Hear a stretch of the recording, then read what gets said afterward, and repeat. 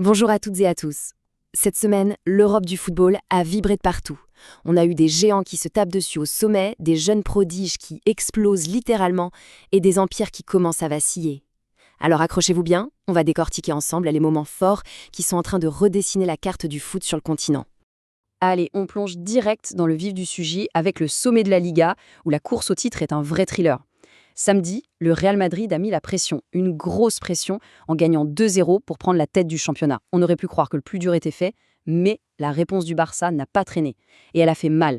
Une victoire nette, 3-0, pour reprendre le trône. Un tout petit point d'avance, c'est tout. La tension, elle est juste palpable. Et ce duel au sommet, il nous amène pile à notre premier grand thème, un véritable choc des titans. Parce que oui, dans cette fin de saison, la pression sur les épaules des géants européens, elle est tout simplement monstrueuse. Bon, le Real a fait le job, c'est vrai, mais le Barça a répondu grâce à un joueur juste exceptionnel, Lamine Yamal. À seulement 16 ans, le gamin a sorti une performance mais magistrale. Et pour couronner le tout, il a claqué un but spectaculaire qui a fait exploser le stade. C'est juste un pur talent. À quel point il a dominé le match? Eh bien, le journal Sport lui a filé la note quasi parfaite de 9 sur 10. Ce jour-là, c'était pas juste un bon joueur sur le terrain, non. C'était le héros. Celui qui a vraiment porté l'équipe sur ses épaules pour aller chercher la victoire. Mais attention, son impact, ça va bien plus loin que des buts qui font le tour du monde. Avec 8 passes décisives, figurez-vous qu'il est carrément le meilleur passeur de toute la Liga. Sérieusement, à son âge, être le chef d'orchestre d'une machine comme le Barça, c'est juste phénoménal. Et ce qui est fou, c'est que le cas de Yamal, il n'est pas tout seul. Il y a toute une nouvelle génération de pépites qui est en train de débarquer et de tout casser en Europe. Hop, on file en France maintenant où un autre prodige brésilien fait complètement halluciner tout le monde. Endrick, à 17 ans seulement, a planté un triplé, juste incroyable, avec Lyon. Ça a lancé ce que le journal Marca a appelé, à juste titre d'ailleurs, la Endrick Mania.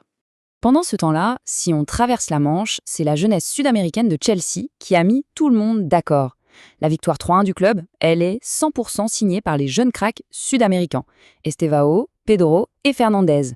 Ils ont tous marqué. Et attention, ces jeunes, ils sont pas juste là pour apprendre le métier. Non, ils sont déjà décisifs et ils battent des records. Prenez Estevao. Il est tout simplement devenu le deuxième plus jeune joueur de toute l'histoire de Chelsea à marquer et à faire une passe décisive dans le même match de Première Ligue. Franchement, c'est impressionnant. Mais voilà, d'un côté, il y en a les jeunes qui brillent de mille feux, et de l'autre, il y a des mastodontes, des équipes bien installées qui commencent à sérieusement craquer. On voit des failles dans l'armure. Regardez Arsenal, par exemple. Ils se sont pris une défaite assez inattendue à domicile, 3-2 contre Manchester United. Et cette défaite, elle a vraiment révélé une faiblesse défensive qu'on n'avait pas vue depuis longtemps. La preuve, ça faisait 17 ans. 17 ans qu'ils n'avaient pas pris 2 buts de l'extérieur de la surface chez eux, à l'Emirates. C'est un effondrement assez spectaculaire en fait. Il faut se rendre compte, Arsenal, ça faisait 122 matchs qu'ils n'avaient pas encaissé plus de 2 buts. C'était une vraie forteresse qui s'est écroulée au pire moment possible. Et ça pourrait très bien leur coûter le titre. Évidemment, ce faux pas d'Arsenal, ça fait les affaires de Manchester City, qui revient à seulement 4 points. Mais chez les Citizens, justement, il y a un débat assez fou qui commence à monter dans la presse. La question, c'est, est-ce que l'équipe, et c'est ça le paradoxe, ne jouerait pas mieux sans sa machine à but, Erling Haaland, quand il est sur le terrain dès le début? Et attention, parce que les chiffres, ils sont troublants. Quand Haaland commence sur le banc, City gagne 82% de ses matchs. Quand il est titulaire, le chiffre tombe à 64%. Alors qu'est-ce que ça veut dire? Peut-être que sans lui, le jeu est plus fluide, moins prévisible. En tout cas, c'est un vrai casse-tête pour le coach. Et tant qu'on est dans les stats un peu bizarres, allons faire un tour du côté de Tottenham. C'est assez dingue, mais là-bas, plus d'un quart de leurs buts, 27% pour être exact, sont marqués par des défenseurs. Mais bon, avoir des défenseurs qui marquent, c'est bien beau, mais ça ne suffit pas à cacher les problèmes. L'équipe, elle patine complètement à une triste 14e place. Ça montre bien qu'il y a un énorme déséquilibre dans l'effectif, et forcément ça met une pression monumentale sur l'entraîneur, Ange Postecoglou. Alors, pour essayer de régler tous ces problèmes et préparer l'avenir, faut pas croire que les clubs attendent les bras croisés. Non, en coulisses, le mercato ça s'agite déjà dans tous les sens, Et il y a un transfert qui est super intéressant à regarder, c'est celui du jeune espoir de 18 ans, Dro Fernandez, qui quitte le Barça pour le PSG. C'est un super exemple de la diplomatie du foot moderne. Plutôt que de juste balancer les 6 millions d'euros de sa clause libératoire sur la table, eh bien Paris a préféré négocier et payer un peu plus, entre 8 et 9 millions, juste pour garder de bonnes relations avec le Barça. C'est mal. Allez, petit tour en Italie maintenant, où là, l'ambiance est un peu plus tendue. La Juventus a mis un gros coup de pression à l'attaquant marocain Youssef El-Nessiri.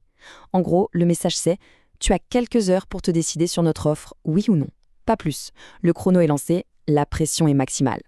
Alors, si on devait résumer cette semaine complètement folle, c'est que le paysage du foot européen est en train de totalement bouger. On a une nouvelle vague de jeunes talents, des vrais jeunes loups qui arrivent et qui bousculent tout. Et pendant ce temps, les géants, les vieux rois, eh bien, ils commencent à vaciller. En clair, toutes les cartes sont en train d'être rebattues, là, juste sous nos yeux.